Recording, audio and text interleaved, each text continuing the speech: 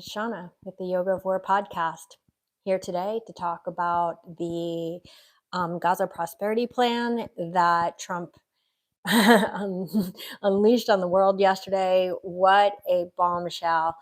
I do want to say, first of all, for all of the multitudes of people who have told me that they are unsubscribing from my yoga channel because they are offended by this podcast, let me just say that I hope it's because you haven't listened to the podcast, because the entirety of this podcast is dedicated to fighting anti-Semitism and also to discussing the moral implications of the war.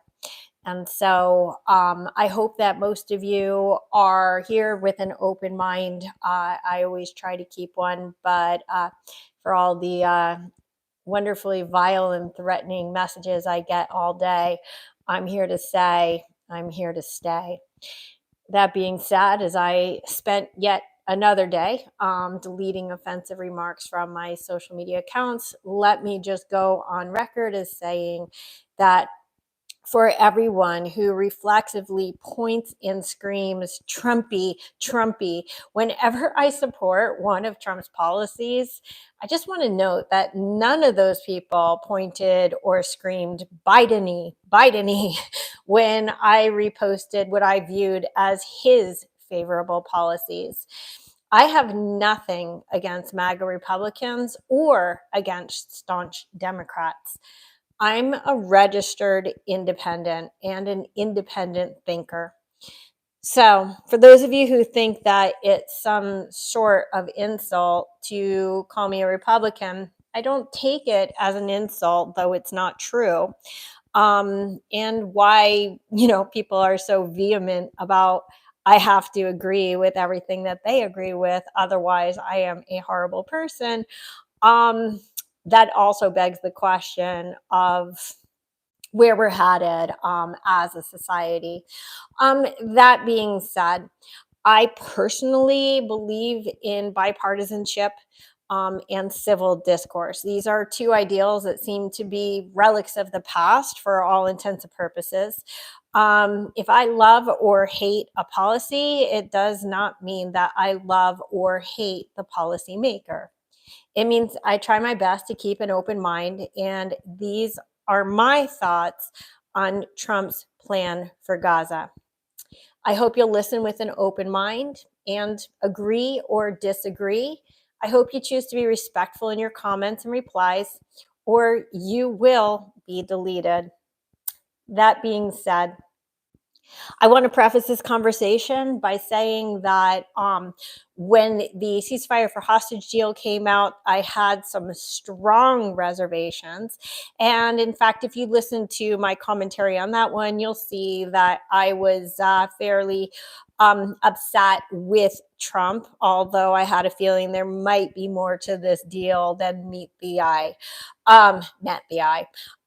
So I really am not an across the board supporter of anyone, though I do believe, I don't just believe, I know that Trump is the single best friend that Israel has ever had in the White House. Hard stop.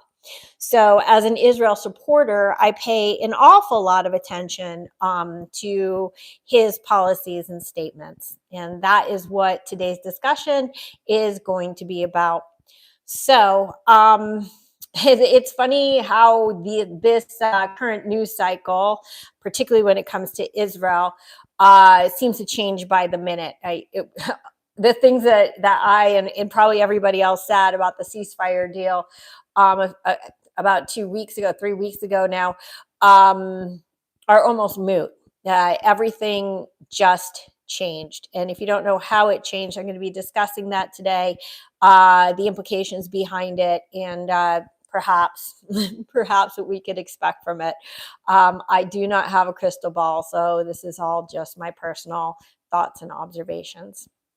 So when I first heard this, the broad outline of this deal yesterday, it's not even a deal, of this concept that Trump put forth for rebuilding Gaza, This is how I put it into sort of 7 steps.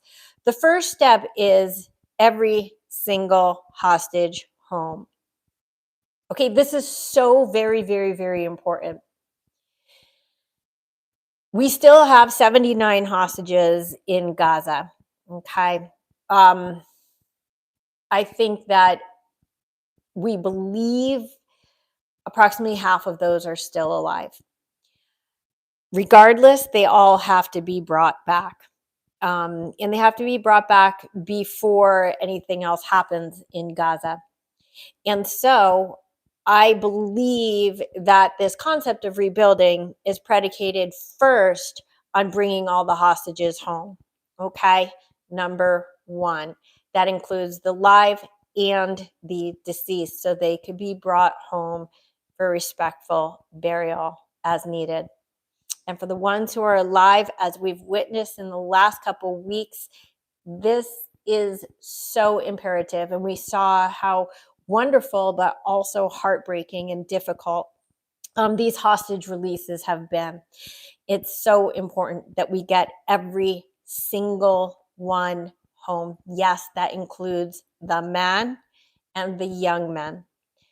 I personally don't believe there's a life that is worth more than another life. I understand releasing the hostages in a particular order according to the risk that they're at. However, I do believe we have to get every single hostage home. This is step one. Okay. After step one, the rest of the process can happen. So, this is a simplified overview, and then I'm going to go into it. But number two is this concept that was put forth. It has been being put forth by Trump over and over again, but not with so many concrete details the last couple weeks, which is relocating the civilian population of Gaza. So I'm going to get into that. I know that there's a lot of controversy around this and what people think that it means. Hold tight. I promise. I'm going to talk about that and what the implications are. Number three is that they need to raze, R-A-Z-E, the entire Gaza Strip. Okay, that includes bunker busters. Why? Because whatever is on top is no longer safe or inhabitable, and whatever is on bottom is terror infrastructure. Okay, these tunnels must be destroyed. This is where the terror infrastructure is, and there is no future for Gaza if they continue as a terrorist state. Once that's done, nobody said this, but I'm guessing that whatever tunnels cannot be destroyed for whatever reason, it might be because the buildings on top of them would be too unstable, or the ground on top of them, that I believe that filling them with concrete so that they can't be used again would be a logical next step. The concrete would also, to some extent, with all my engineering brilliance and prowess, stabilize the earth on some level. Okay, so once the tunnels are destroyed completely from the inside and from the outside, that's when the building of the Gaza Riviera can begin. Okay, another way of saying that, quite honestly, would be the Tel Aviv of Gaza, because Israel, as I'll talk about later, already has their own Riviera. They already have their own oasis centered around Tel Aviv, but also going up and down the Israeli coast. After that, this was the shocker. U.S. takes over. I don't know if that means that it becomes a territory, a 51st state. I don't know what it is, but what I do know is that number 7 would be peace and prosperity, because the only way that peace is going to return to the Middle East, return's a weird word. The only way we're going to get peace in the Middle East is if we have some sort of stability. And if it is built up as a tourist Mecca, as a Riviera, as a Singapore, as a Tel Aviv, then prosperity will be able to flow into the region. By the way, Israel has said over and over that they do not wish to administer the Gaza Strip. So this is no longer about Israel or territorial expansion. And by the way, this isn't simply about U.S. colonialism. I think that the colonialist narrative has gone way too far, and in our intersectional hatred of the West, I say our, but I don't mean mine, that everything that denotes power has suddenly become a negative thing. I'm going to argue today that power is actually a positive, especially when we're talking about a benevolent power such as the United States. Now, something that's interesting is that for 16 months, everybody has been saying that Benjamin Netanyahu has no plan for the day after in Gaza. And I find this very, very interesting because, and I posted this on my Facebook. I posted it last May, but I posted it again today for anybody who wants to see it. That last May, Benjamin Netanyahu actually did lay out a day after plan for Gaza, and it looked a lot like what Trump is saying now, which is to build it up into a thriving economy and metropolis where people can live in peace and in prosperity. It seems like a simple concept. In the Middle East, nothing is a simple concept. And outside of Israel itself, there's not a tremendous amount of prosperity. I use the word prosperity because it doesn't just mean financial wealth. It also means societal prosperity and moral prosperity and happiness and a non-oppressed civilization. There's so many things about having a free society and a free economy that also thrives that we take for granted here in the West, and that only exists in the only democracy in the Middle East, which happens to be, you guessed it, Israel. So again, keep in mind that the Middle East already does have its own Riviera. It's Tel Aviv. Anybody who's been to Tel Aviv knows that it is an incredible city. It is a thriving city. It is a super fun city. And it's a very Western, modern city. And it's a very prosperous city. And this is what could be for Gaza. So Gaza has the same beautiful coastline as Israel does, except Israel has used its money to create this beautiful country, this tourist friendly, society loving country, wherein Hamas has taken billions and billions of dollars of international aid and spent it all on terror infrastructure. So if you're wondering why Gaza, which borders Israel on both Gaza's northern and eastern borders, is so different from Israel, is because of their priorities. That they complain that they don't have water, but at the same time, Hamas is posting videos on YouTube and all over social media of them literally using the water pipes that have been given to them by international donors and using them to make missiles. So you have to understand that when the concrete, billions of dollars of concrete and electrical and infrastructure has been used to build terror tunnels instead of schools and hospitals and playgrounds and beaches and resorts, you wind up with Gaza instead of Tel Aviv. And peace is an option. I saw somebody posting on Twitter today. He said, I have a radical idea for peace that nobody else is talking about. And it's basically that Hamas laid down its arms and makes peace with Israel. And it was one of those hashtag funny, not funny moments, because that is how peace should ensue. But with the current Hamas leadership, uh, meaning the current leadership, Hamas period, peace is not an option. Peace is not a possibility, and neither is prosperity for the people of Gaza.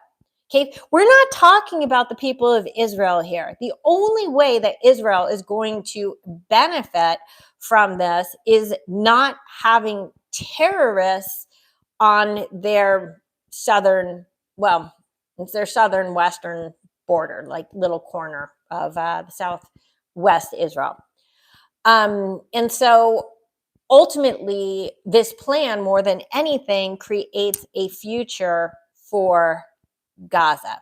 Now, we're not sure who's going to be there. I don't think that Trump was completely sure, because when asked, it was unclear. But a few things I want to continue to address here is people are saying, oh, well, America, because we have a lot of isolationists right now in this country. I understand that after these forever wars in the Middle East, and people are saying, well, we should not be putting U.S. boots back on the ground or get into another foreign war. A few things you have to understand. First of all, Israel is going to finish the job in Gaza. Israel has never asked America or anyone to give boots on the ground support. In fact, 75%, first of all, 100% of the aid that Israel receives from America is only for defense. Let's start there. 75% of that minimum is spent on creating Israeli defense products in America. Okay, which means that the American defense companies are the ones making the money and stimulating the U.S. economy. Also, the United States depends on Israel as much as Israel depends on the United States. You have to understand how strategic Israel is to America, the only democratic and reliable ally in the entire Middle East. Okay? Israel also provides us not only with defense technology, also provides us with an insane amount of intelligence. They fight our war on terror. There's that. They give us water tech. In fact, Israelis came on their own dime to California a couple weeks ago to help us with fire tech, and also tech and medical tech. Okay? If you are watching this on a phone or a computer, congratulations, you're using Israeli technology. I don't think people realize how much the world, including the people who wish to boycott Israel, depend on Israeli technology. If you get rid of Israeli technology, you're going to be living in the Stone Age. Just FYI. Okay. That being said, this is not about boots on the ground war in Gaza, okay?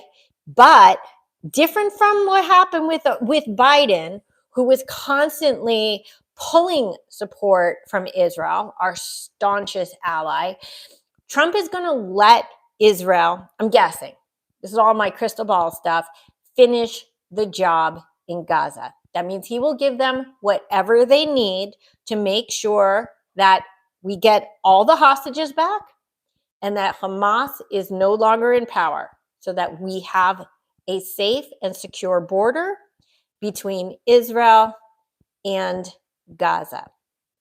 Now, there's two ways that this job can be finished.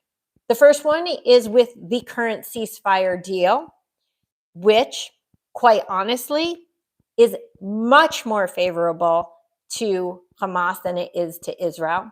So believe me, there's no playing favorites here.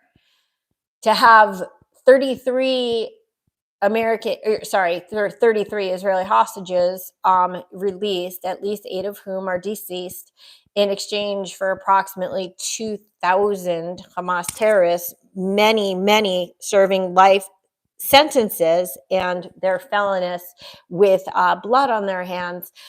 This is not exactly what you would call like an equal exchange. So this is not about preferential treatment. This is about trying to accomplish what up until now has seemed to be impossible. This is about finding peace. So we have this ceasefire deal on the table. For those of you who don't know, round two or phase two negotiations were supposed to start on day 16, which was Monday. I think these are just the negotiations, have been pushed back to Friday, okay? Should the ceasefire be all the way executed to the finish, every hostage will come home and Israel will fully withdraw. Okay. So if this does not happen by ceasefire, and keep in mind that every single ceasefire that has ever been created between Gaza and Israel has been broken by Hamas, including the one that was in place on October 6, 2023. Every single war, conflict, and conflagration that has occurred between Hamas and Israel has been instigated by Hamas in a time of quote unquote ceasefire. Now, for those of you who are paying attention, there was another hostage for ceasefire deal, right, in November of 2023, after I believe 55 days of Hamas captivity for those hostages who were kidnapped on October 7th.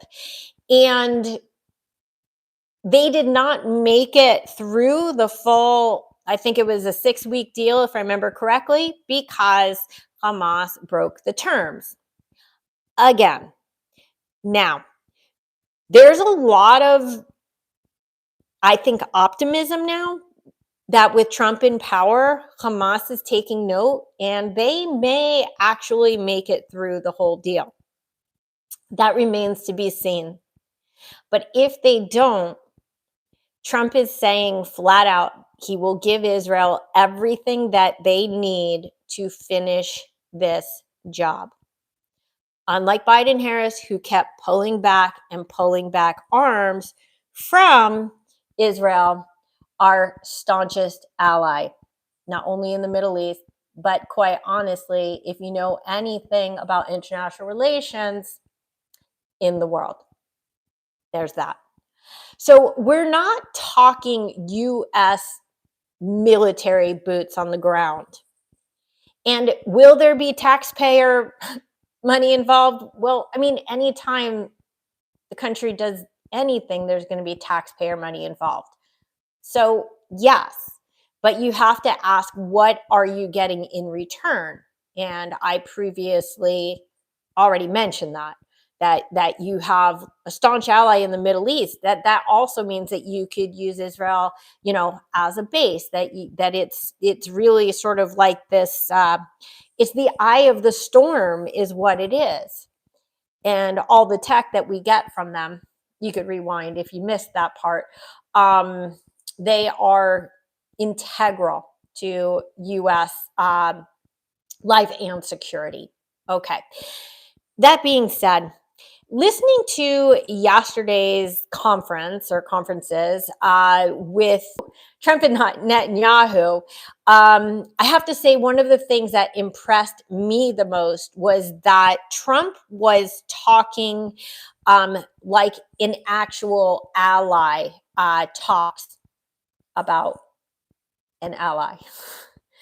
So you might have noticed that towards the beginning of the conference, he was talking about, Trump was, about how the Gazans have suffered under this occupation. Now, I'm sure that there were plenty of anti-Israel people out there who were like ready to jump on that yay, he's calling out the occupiers. But then if you continued to listen, you heard that he was using the occupation in an appropriate way, which is to say that Gaza has been occupied not by Israel, but by Hamas.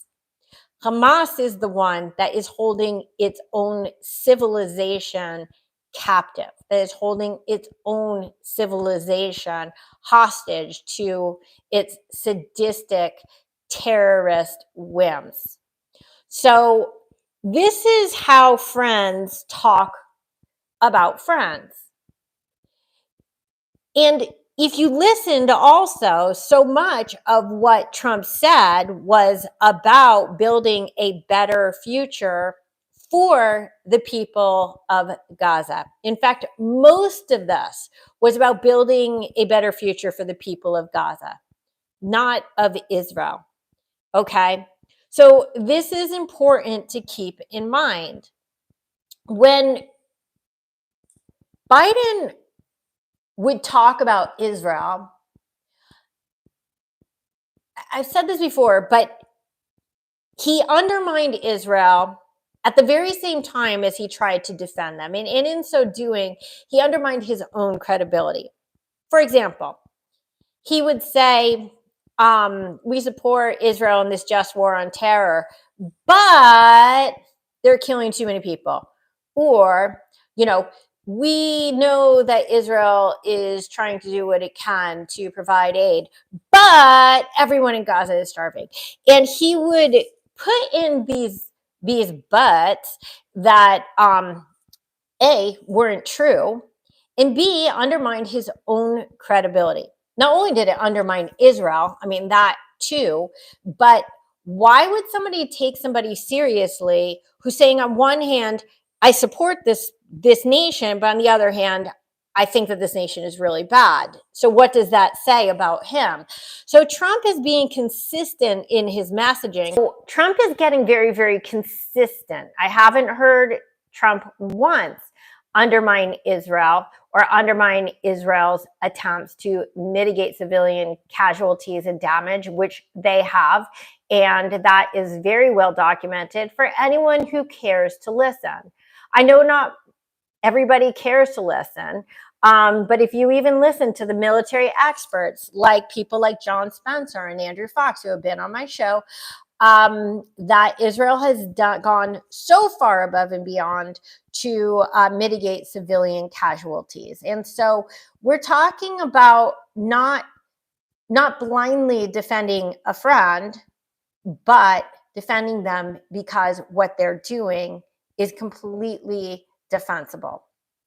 So we saw that shift in the way that he is talking. And what's interesting is that if you listen to the press conference and the way the media is talking, the media is also approaching this differently. No longer are they being confrontational and offensive about Israel. Now they're speaking respectfully about solutions instead of always trying to antagonize the Jewish state relentlessly. So keep in mind, because this is happening on every front, things are shifting. They are shifting in a tectonic way. And sometimes it takes somebody who comes from the outside to be able to create those shockwaves. So what happens is, I mean, if you've been to business school or you've studied business, they talk a lot about disruptors, right? Now, what is a disruptor? You don't have to be in business school. It's just that these are the most successful businesses. A disruptor is somebody who does something completely differently from the way that everybody has been doing things, right?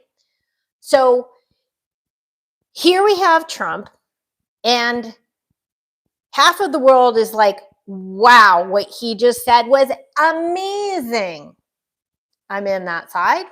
And then we have the other half that say, wow, what he just said was completely ridiculous. Now, this is the sign of a disruptor. A disruptor is somebody who changes things up so much that there are going to be very, very strong opinions about it on both sides. Now, I think that we've all done our own fair share of armchair quarterbacking in this world. Me specifically, obviously, with this podcast, but some people do it literally, like armchair quarterbacking with the Super Bowl or whatever it is, whatever topic. I see people chiming in on things like Greenland and in Panama. And I mean, I only have the highest level understanding of what that's all about. My guess is that most of the people talking about it don't understand any of the nuance of what's going on. And by the way, I'm not here to tell you what the nuance is because I don't understand it, which is why I'm not chiming in on it. Okay. But we have to understand that even armchair quarterbacking is you taking an outsider's point of view and trying to put your own frame of knowledge or experience or thought processes on top of that, right? And so you have a unique view because you don't know all the ins and outs of what's going on. And so the same goes to be said for this bold concept that Trump put forth yesterday that, I don't know, it might be ridiculous or it might be brilliant. But I do know one thing. The two-state strategy, as it's been like pursued for the last few decades, simply has not worked. It hasn't worked. And the thought of rewarding the Palestinians or Hamas with the state as a result of the massacres of 10/7 goes against all like semblance of humanity.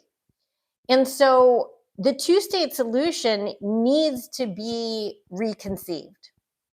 It can't just be, let's have a terrorist sit down with a democratic state that it literally, like, you have to understand that Hamas and Hezbollah, by the way, read their charters, exist explicitly to destroy the Jewish state.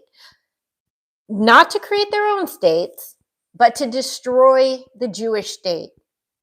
So how are we supposed to broker peace between them and Israel?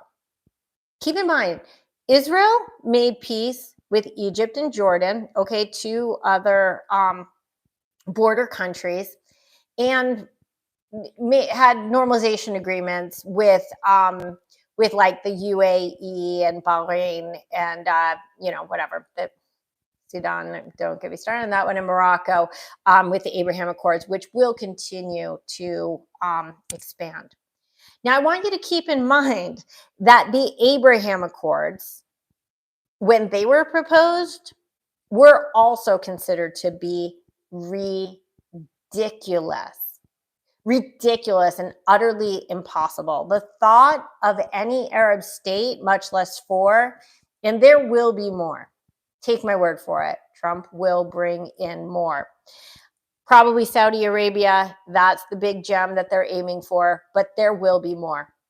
And so people completely ridiculed this idea, completely dismissed it as absolutely impossible. And now the Abraham Accords, I mean, will likely, if Saudi Arabia does wind up joining, and it does look like they probably will probably earn President Trump a Nobel Peace Prize. I'm not just saying this. This is, what everybody's saying, because he is achieving what was considered to be impossible in the Middle East. So talk about turning things upside down. He's literally, instead of trying to create peace from the inside, which has proven impossible, he's trying to create peace from the outside in. Right. So Israel already has peace with Egypt, peace with Jordan. Right. And so that closes in. But as you go broader into the Arab world, if everybody has some sort of normalization or peace agreement with Israel, then the Palestinians will fall into place. That, you have to understand, is the ultimate goal here. Peace is the ultimate goal. Now, people are very upset about the thought of America going in to administer Gaza as if this is some sort of like colonial effort. And I just want to ask you, who would you like to see governing the Strip? Okay. Because in case you don't know, Israel unilaterally withdrew from Gaza, every single person on its own, and handed Gaza over in 2005 so that the Palestinians could self-rule. Okay? We saw what happened with that. They elected Hamas, a terrorist organization, as their leaders, and that brought us to where we are today. Hamas cannot stay in power, period. And so everybody, oh, light bulb, yes, of course not, of course not. All the good people of the world understand this. The PA, the Palestinian Authority under Mahmoud Abbas, should be the ones who come in. Okay, easier said than done. Almost everybody who knows anything about the Palestinians know that Hamas and the Palestinian Authority are not friends, okay? And most people believe, probably rightly so, that if the Palestinian Authority takes control over the Gaza Strip, it will cause a civil war, okay? So if you think that resolving the war with Israel by supplanting it with a civil war is a solution, I'm going to go ahead and argue it isn't. And of course, there's a lot of people who say, okay, well, how about Egypt? How about Jordan? How about the Saudis? How about the UAE? How about any combination thereof of Arab countries come in together and administer the Strip? Well, there's one problem. None of them wants to administer the Strip. None of them wants to be a part of that solution. And I'm about to discuss why, because now let's get into the nitty gritty of population transfer. Okay. So obviously, if you've been paying attention, Trump has been talking for a couple weeks now. I have no concept of time anymore. It's all going so fast. I think it's been a couple weeks about moving the citizens of Gaza from Gaza to third countries. So whether that's Egypt, which already has a border with them, Jordan, which is already 75% or more Palestinian, or any, people have said Indonesia, Albania, a bunch of other states, whoever it is, okay, talking about moving the Gazans to one of these safer, more prosperous countries is not ethnic cleansing. Everybody is like, oh, this is ethnic cleansing. How is it ethnic cleansing? Guys, can you think back to a few years ago? I think the war in Ukraine started 4 years ago, if I'm not mistaken. So let's go back to when the Ukraine war started. And basically, every single Western nation stepped up to take in millions of Ukrainian refugees. I took in a Ukrainian refugee. Does that make me a racist ethnic cleanser? Or is it human nature that when there is a war and destruction, people leave that place to go somewhere else to safety? Okay? In case you haven't gotten the memo, that is how countries generally work in wartime. People become refugees and they get taken in by friendly nations. So why is this so revolutionary to think of the Gazans doing this? And besides the double standards that always apply when Israel is involved in anything, the answer is there is no difference. Just like every single war in history, it makes sense for the people who have been displaced to be taken in by other countries. Let me go on to say it's not even safe for Gazans to be there right now. First of all, why would they want to live in the rubble? We've all seen the rubble. Okay, that's number one. Number two, there are bombs, mines, and booby traps all over the strip. Any civilian could step on one in a street, in a building, or even on the beach. Not a great place to live. I don't know about you. I don't want my kids playing in that playground. Okay? The buildings that are still standing at this point need to be taken down. They're just not safe. Hard stop. And by the way, it's not even healthy to be there right now. I'm sure that you guys have heard about what happened after 9/11 to the people of New York, that people got all sorts of cancers and diseases by breathing in all the particulate matter that was not only in the air right after the attacks, but for a long time after the attacks. We're dealing with the same questions here in LA after the Palisades fires, okay? Because when there's things in the air, it is not good for you. There is so much in the air, in the ground, in everything in Gaza. If we care about the people of Gaza, the citizens of Gaza, we will move them to a safer place. So my guess is that the civilian population, understanding that they could either have a home in name the country and go to school and have prosperity and a job, or live in a tent in rubble in Gaza with no future, and Hamas stealing all their aid and selling it back to them at a huge profit margin. My guess is a lot of these people will opt for moving to another country as refugees and starting life over, because that's actually what refugees do. As you know, there's a massive amount of refugees that came to Israel in the 1920s, 30s, 40s, and 50s. And they made it into one of the most successful economic countries in the entire world, despite its tiny size. So a refugee is not a death sentence. It's an opportunity to rise from the ashes. Okay? So this plan to move the people of Gaza is literally about removing the population from the ashes. And what will happen is, if the civilians leave, it will choke off Hamas, because Hamas is no one if they don't have a population to roll over.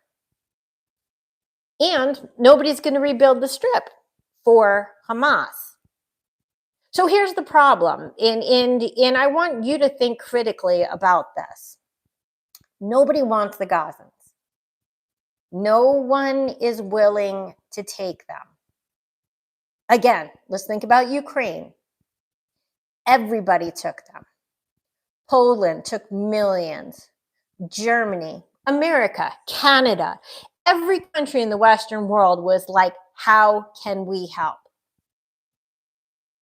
Nobody wants the Gazans. All these people, these bleeding hearts that care so much about the people of Gaza.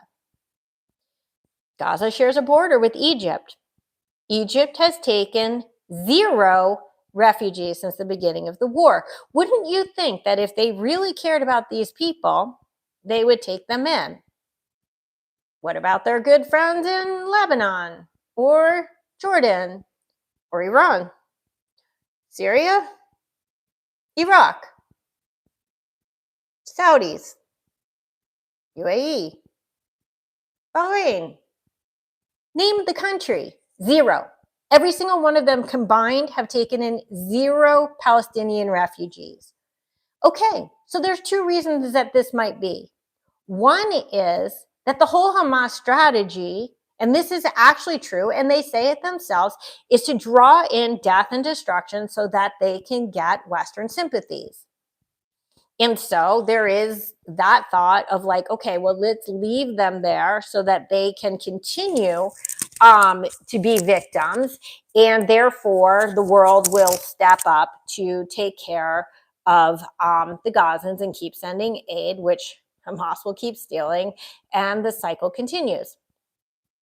Or there's the other reason, which is that the Gazans, for all intents and purposes, thanks to UNRWA and the terrorist schools that they run, is a radicalized population.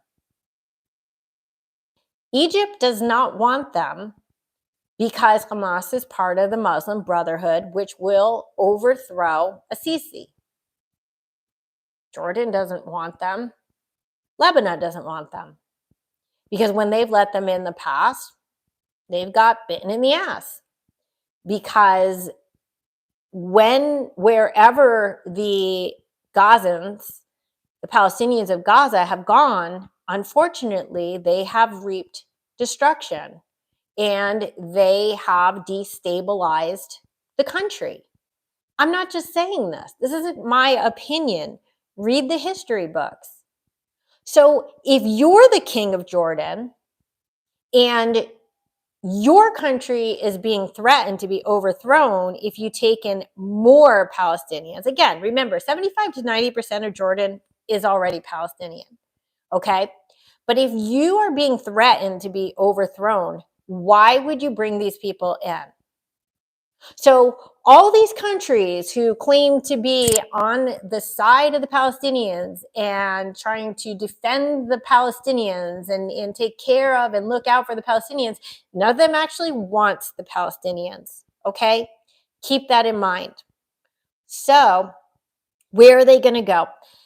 Donald Trump says they will go to Egypt. They will go to Jordan. We'll see what happens. Egypt does have a huge part of the Sinai Desert that is still more or less uninhabited, where they could theoretically take them in.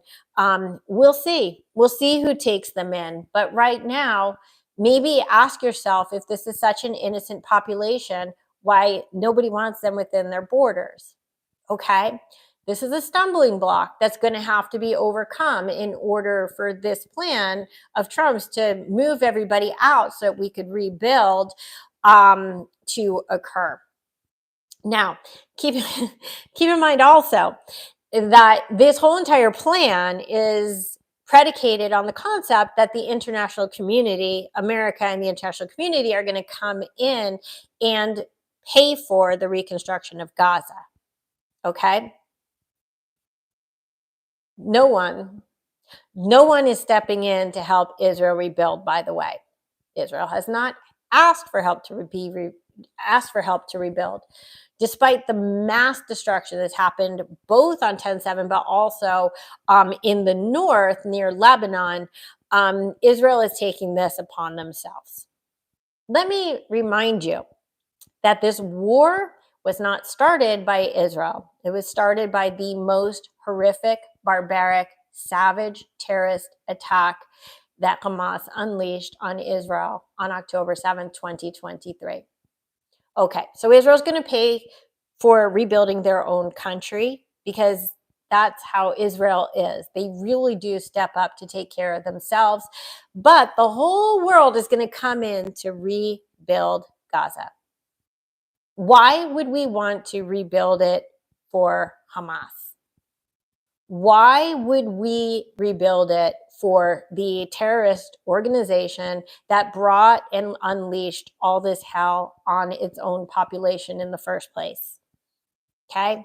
So this is not some like horrific colonial expansionist effort. This is benevolence. This is trying to fix a region, to create prosperity, and to create peace. Now, there is the chance, and I have no idea anymore, that this is just sort of a psychological game that Trump is playing by saying, okay, Nobody else wants to step in because, in fact, nobody else has stepped up to step in. We'll step in. We'll take over. And it could be that he's only doing that so that the Arab League or the nations that surround it will do exactly what they're doing today, which is scramble and say, oh, no, we're going to figure this out. And maybe this is just the impetus that they need to make this happen. Of course, my personal question is, let's say that a piece, I don't know what to call it, a UN, a group of United Nations countries comes together to administer the Gaza Strip. Can they be trusted? I don't know. I mean, Egypt is the reason that Hamas is what Hamas is. All of this terrorist infrastructure came in through Egypt. And you could say that Egypt didn't know, or it was smuggled in, or that's a load of crap. Okay. There are all these tunnels, as many tunnels coming from Egypt into Gaza, all over the place, that could not have just been built right under the Egyptians' eyes without them knowing a single thing. Okay. So I'm very leery of anything that puts Arab nations in charge of Gaza, and if they really would step up to ensure that Hamas did not rearm. There's a lot of countries in the UN I wouldn't trust either, even Western countries that I don't think I have to name here, but I know one that I would trust, and that's the United States. So I want you so going back to this concept of that, Trump, the art of the deal, maybe he's doing this just to get other nations to come into line and do their part to ensure a better future for Gaza. I want you to notice how Canada, Mexico, Colombia have responded this past week to Trump's, you could call them threats, demands, ideas, whatever you want to call them, about how they need to fall into place. Canada and Mexico, regarding also things like fentanyl and protecting our borders. And they right away were like, okay, yeah, we'll do it. I mean, Colombia is going to take back their criminals. This is remarkable stuff. And there's something to be said about peace through power. In the last, I don't know, generation, it somehow power has become this negative thing. But I do believe, and by the way, I hate war. I hate war, hard stop. But I do understand that sometimes war is necessary. And the ultimate goal of war is peace. So peace through power, the United States is long overdue for proving ourselves once again, to showing that we are strong once again, knowing that we did not become the world's superpower by showing weakness. And if we don't continue to show strength on the world stage, the axis of evil, which is Iran, China, Russia, North Korea, and all their little friends, are going to step in and fill that vacuum. Power is the only language they understand, and we need to speak this universal language. Do not denigrate the concept of power, okay? It's because the United States is a superpower that we step in and take care of other countries when they need help. It takes a benevolent superpower for the world to continue moving in a humane and moral way. Western values are not against power. Power creates peace. So I'm going to go ahead and wrap this up because it's been almost an hour. I'm going to conclude with the thought, is this plan of Trump taking all the people out of Gaza, rebuilding Gaza from scratch, and making it into the other Riviera of the Middle East, is this going to work? The answer is, I don't know. I don't know. But I think we all need to take a wait and see approach. The never Trumpers' knee jerk reaction to summarily reject any and all Trump policies and suggestions is counterproductive and in no way conducive to finding real solutions. But if we can all try to work together to the same end, maybe, just maybe, we'll find that peace is possible.